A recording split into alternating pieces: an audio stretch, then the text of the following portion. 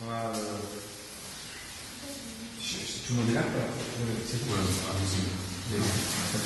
Donc, quatrième édition du Festival de hip-hop d'Orléans, qui, vous le savez, est donc conduite et chapeautée par la mairie d'Orléans au titre de la délégation qui correspond à la mission jeunesse. Mission jeunesse pour laquelle dont j'ai plus délégation aujourd'hui, donc c'est-à-dire que c'est Béatrice qui a repris les rênes de toute la délégation, et en l'occurrence du festival de hip-hop. Je voudrais dire quand même un propos liminaire pour l'attachement que j'ai à cet événement-là, et puis la culture urbaine, c'est une culture qui me tient beaucoup à cœur, pour laquelle j'ai baigné dedans quand j'étais plus jeune, je suis encore dedans nécessairement parce que c'est des styles d'expression corporelle, c'est des styles de musique avec une tonalité dans laquelle je me retrouve totalement. Voilà. Alors moi je suis très contente de reprendre cette délégation et notamment le travail sur le festival hip-hop. Il y a beaucoup de visages que je connais pour les avoir déjà croisés parce que moi aussi j'étais actrice du milieu hip-hop pendant plusieurs années. Donc je défends particulièrement cette culture et tout ce qui s'y passe en termes de créativité. Je souhaite bien évidemment continuer le travail effectué par mon prédécesseur.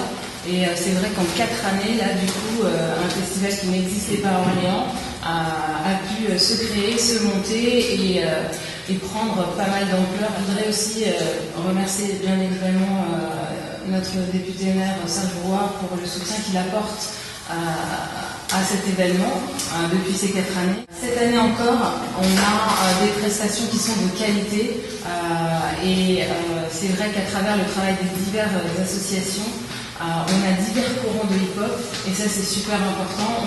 Et il y a également le travail qui est fait sur l'appropriation de la ville à travers tout ce qui est urbain et notamment les sports urbains et la valorisation de ces sports. Je voudrais aussi saluer le parrainage qui a été cette année mis en place à travers 2 DJ, de courants différents. DJ Brasco qui est à ma droite et DJ Battle qui devrait arriver. DJ Brasco qui représente tous les courants d'Orléans, qui est quelqu'un qui est très actif sur Orléans. DJ Battle qui est aussi originaire d'Orléans et qui lui est un DJ qui s'est développé du coup au plan national. Un petit mot, c'est que dans l'évolution du festival aujourd'hui, ce qui a été important en tout cas dans ce que j'ai souhaité qu'on puisse imprimer, c'est la façon dont on allait investir tout le territoire orléanais et impliquer tous les acteurs. Aujourd'hui, on a les Fruits Françoise, le Cinéma des Carmes, l'association des filles, Centrale Ressources, la compagnie AED, Radio Campus, le CRIJ, OP45, Démocrate des studios, c'est juste énorme en termes d'implication, d'investissement, d'acteurs. Et puis on a des endroits qui ont été investis, qui correspondent à la médiathèque, à la rue des Halles, à la place de Loire, au quai du Châtelet, au musée des Beaux-Arts, le cinéma des Carmes évidemment, le collège Jacob Bailly, qui est le QG du festival, le Goulou, qui est dans le campus de l'université, et la gare d'Orléans, le théâtre Jean-Philippe, l'Astrolabe, et encore la discothèque l'Amazon lors d'une soirée de DJ. Voilà. Donc en dehors du fait que j'ai une bonne rage dedans, comme vous le voyez, la ville a fait appel à moi pour un peu faire le lien entre les associations et la ville, et puis aussi aider à l'orientation du projet artistique du festival. Alors moi j'ai un passif plutôt, pas forcément hip-hop en tant que tel, mais plutôt art numérique et mise en place de projets culturels dans différentes villes, différents espaces. Et j'ai essayé un peu d'aider les associations et la ville à, je dirais, déclencher quelques nouveautés, quelque chose un peu clé.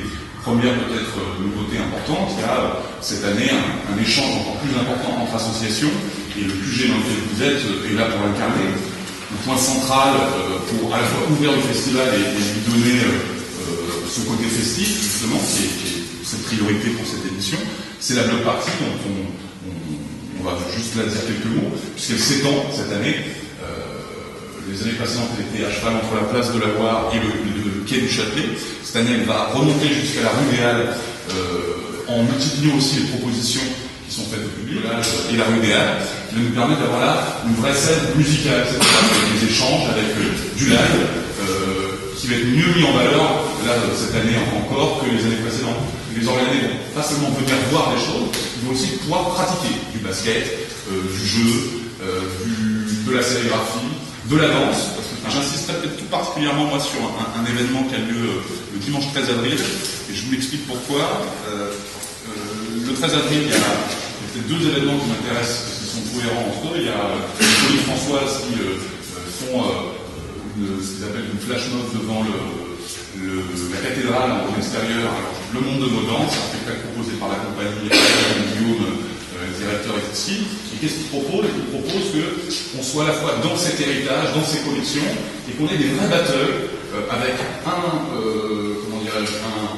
vocalisateur, quelqu'un qui porte sa voix, et un danseur associé.